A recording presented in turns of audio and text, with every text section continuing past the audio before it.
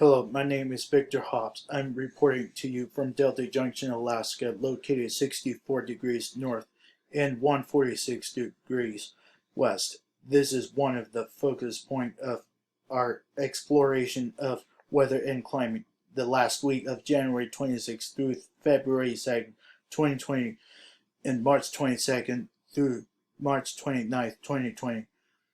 The other two locations are located at the same latitude are Bethel at 61 degrees north and 162 degrees west, and Kenai located at 61 degrees north and 151 degrees west. It is important to note that difference in latitude between Delta and the other two because this means the amount of sunlight that Delta receives is different than the other two locations. Delta will receive an increase of just over 6 hours, while the Bethel and Kenai will see an increase of just over 5 hours between January 29th and March 25th, heading into spring. Solar elevation will increase from 8 degrees to 28 degrees in Delta, with solar irradiance increasing from 27 to 96.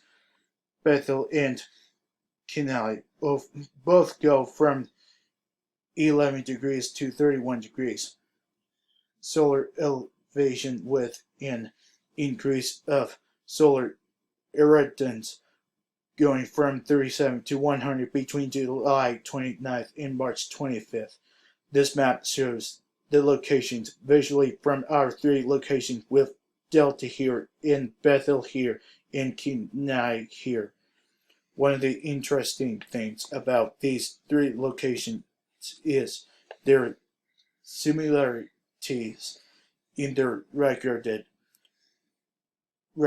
heights and low temperatures in January. The records high are around 50 degrees, with their record lows around minus 50, with the exception of Delta, which is minus 75. This is important to note that all my temperature readings in the screencast will be in Fahrenheit. Let's first look at Bethel on January 26th. Bethel had a maximum of minus 8 with the minimum of minus 18 degrees, giving it mean of minus temperature 13 degrees. The climatology, the average maximum was 14 degrees and the average minimum was 2 degrees, with a mean temperature of 8 degrees, giving us negative 21 degrees difference between the temperature of the day and the historical mean temperature. As we move the week into Saturday and Sunday, we watch the temperature drop further below the historical mean temperature until the end of the week, and on February 2nd, it has climbed to 30 degrees, well above the mean temperature. The daily mean temperature for the day is 25 degrees, with the historic mean being 10 degrees, giving a 15 degree difference. In Delta, we see a similar pattern for the week, starting off cold, the minimum being a negative 28 degrees, and the maximum a negative 15, giving us negative 22 mean temperature for the day, compared to the historical mean temperature of minus 2, which is a negative 20 degrees difference. Like Bethel, when we get to Saturday and Sunday, Delta, here we see a climb in temperature from the minimum temperature of minus 36 to a maximum minus 2, giving us a mean temperature of minus 19 degrees Fahrenheit, which is minus 1 degrees difference in mean temperature from the minus 18 degrees. Climatology number. Here on the 26th of January is an example of a clear day. We can see there is a little cloud cover of our 3 areas and water vapor is low. While the temperatures are cold through the most of the state and slightly warmer in Kenai. In Kenai, we followed the same trend, starting off cold on January 26 with a minimum of negative 25 degrees and climbing to 25 degrees maximum for the day. This gives us a mean temperature of negative 25 degrees when a historical mean temperature for the day is 18 degrees, which is a negative 28 degrees difference.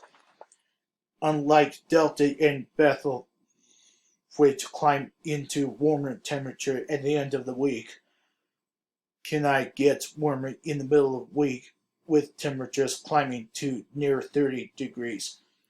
On Wednesday, on the 2nd of February, this temperature reading gives us the false impression that it reaches the mean temperature when in fact, because the day starts out at a minimum of minus 15 degrees and climbs into a maximum of 18 degrees, the mean temperature is minus 2 degrees, with the historical mean temperature giving us a minus 13 degrees difference. Pressures throughout the week shows the change in air masses through the areas. We begin at the week with the similar mean pressures on Bethel and Delta, with Bethel starting at 1016 millibars and Delta with 1013 millibars, ending with Bethel mean temperature and 999 millibars and Delta ending with 1020 millibars. Kenai State with a lower mean pressure of 996 millibars and ending up at the end of the week at 1016 millibars. All 3 areas had big drops in temperature during the middle of the week. The mean dew point on the 26th begins at minus 18 and climbs to 19 degrees at temperature rise at the end of the week of Bethel, and similarly in Delta. The mean dew point starts at negative 28 degrees and climbs to minus 20 at the end of the week. On the 2nd, there is clear diurnal pattern, with the dew point being climbing throughout the day as the temperatures rise in both Bethel and Delta. The relative humidity is clear different for both, with the relative humidity climbing for Bethel and relative humidity dropping for Delta. In Kenai, dew point climbs from negative 22 on the 26th to minus 8 on the 2nd, with relative humidity starting around 80% and ending at 80%.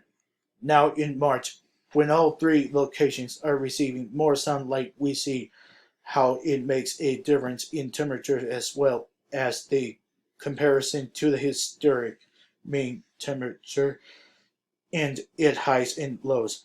The temperatures have moved into more typical ranges for each of the areas, with Bethel beginning with a mean temperature of 16 degrees on the 2nd and ending on the mean temperature of 10 degrees on the 29th, starting off only with the negative 1 degree difference in historic record and ending with a negative 9 degrees difference.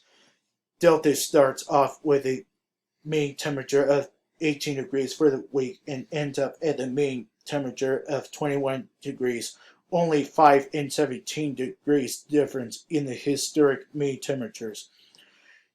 Kenai begins the week with mean temperature of 25 degrees and ends only a little ways down with a mean temperature of 19 degrees, only -2 degrees and -10 degrees off of the historical mean temperatures.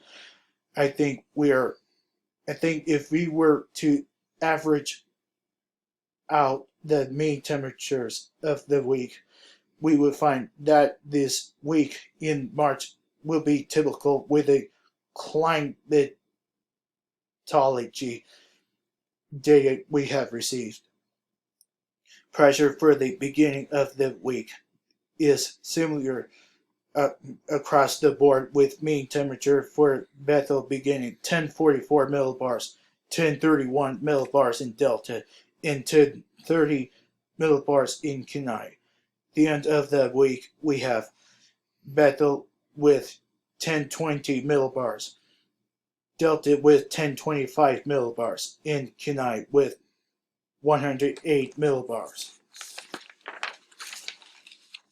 On January 26th, the winds are blowing from the northeast for Bethel and Delta, and from the east for Kenai. These two high pressure areas are making contact with the low temperature zones here, causing snow in Delta.